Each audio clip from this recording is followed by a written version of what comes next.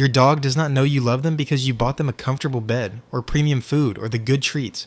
They know you love them through behavior, through the specific, daily, repeated things you do that their nervous system registers as care, as safety, as the felt experience of being genuinely valued by the most important person in their world. Most owners love their dogs completely and still leave a gap between the love they feel and the love their dog actually receives, not because they are doing anything wrong, because nobody told them which specific behaviors close that gap.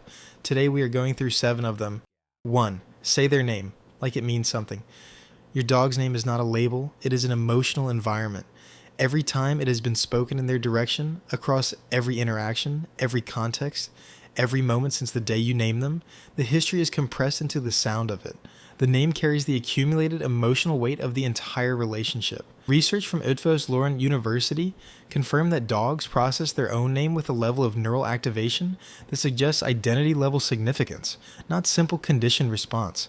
The name lands differently than other words. It always has. Which means how you say it matters in a way that most owners never consciously consider. Say their name. The way you say it when you catch them doing something that makes you smile. The way you say it when you come home and they are the first thing you want to acknowledge, with the warmth that tells them, not just that you are addressing them, but that the addressing itself is something you want to do. That their name in your mouth is a good thing to say. Because to them, the way you say their name is the emotional summary of everything they mean to you, every single time. 2. Get on the floor with them once a day. Not crouching briefly and standing back up. Not sitting on the couch while they are on the floor, at their level. For a few minutes, with nothing else going on. The height differential between humans and dogs is a constant feature of their relationship. You are always above. They are always looking up. This is not a problem. Dogs adapt to it entirely, but it carries a subtle and continuous postural weight that dissolves the moment you come down to their level. When you sit on the floor with your dog, the dynamic shifts. The interaction becomes more mutual. The physical contact that happens at floor level, the nuzzling, the full body leaning, the unsolicited licking, is the kind that most closely mirrors how dogs interact with each other. It is contact without hierarchy, connection on equal terms. Most dogs respond within seconds. The body softens. They move closer than they usually do. Something that was held releases, because the barrier, however invisible it seemed from your side, just came down. Do it once a day, 5 minutes, no agenda. It does not require explanation. Your dog will know exactly what it means. 3. Let them sniff without pulling them away. Every walk your dog goes on is an opportunity for genuine sensory enrichment, but only if you let it be. A dog's nose contains approximately 300 million olfactory receptors. Their olfactory cortex is proportionally 40 times larger than ours. Smell is not a secondary sense for a dog. It is their dominant reality. The sniff is not a detour from the walk. It is the entire point of the walk. The landscape of scent your dog accesses on a 15-minute walk is incomparably richer and more informationally dense than anything they receive visually. When you stop and wait, genuinely wait, without tension on the leash, without the energy of someone ready to move on, you are communicating something your dog registers as care. You are saying, in the most direct behavioral language available, your experience of this matters to me. Your needs are not an inconvenience I am managing, they are something I am actually here for. Research consistently finds that dogs allowed to sniff freely show lower cortisol and more positive emotional states afterward, but the relational dimension of it is equally real. A dog whose owner regularly makes space for the sniff has a different quality of trust in that person than a dog that is consistently pulled past the things they find interesting. Let them sniff. Actually wait. Mean it. 4. Make eye contact that is only about connection. There is functional eye contact, the eye contact of training, of getting attention, of issuing a cue. And then there is the other kind, the soft, unhurried, deliberate eye contact that has no agenda beyond the looking itself. The 2015 study by Nagasawa and colleagues published in Science established that mutual gaze between dogs and their owners triggers an oxytocin surge in both species. The same neurochemical loop that bonds human mothers to their infants, activated simply by looking at each other with genuine warmth. Once a day, not during training, not as a prelude to something else, but in a quiet moment, find your dog's eyes and hold them softly. Not a stare. Soft eyes, slightly narrowed, the look you give someone you love and feel entirely at ease with. For 10 seconds, 20, however long feels natural. Your dog's brain will respond to this biochemically, so will yours. And the dog that receives this kind of deliberate, purposeless eye contact regularly, the kind that says, I am looking at you because looking at you is something I want to do, is a dog that carries the neurochemical evidence of being loved in their body throughout the day. 5. Respond to their bids for contact. Your dog comes to you, not for food, not for a walk. They simply arrive near you and make themselves present.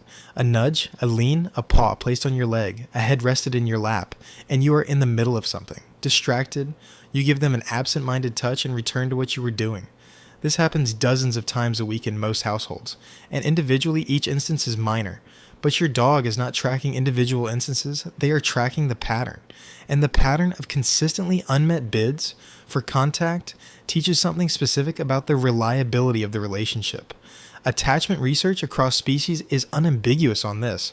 The foundation of a secure bond is not the quality of attention in the large moments, it is the responsiveness in the small ones. The daily accumulation of bids met and bids missed is what builds the emotional architecture of the relationship. You do not have to stop everything every time. But a genuine moment of acknowledgement, real eye contact, their name said with warmth, 10 actual seconds of present contact before returning to your task, communicate something your dog needs to hear repeatedly. I noticed you reaching for me. I reached back. 6. End. Every day with intentional touch.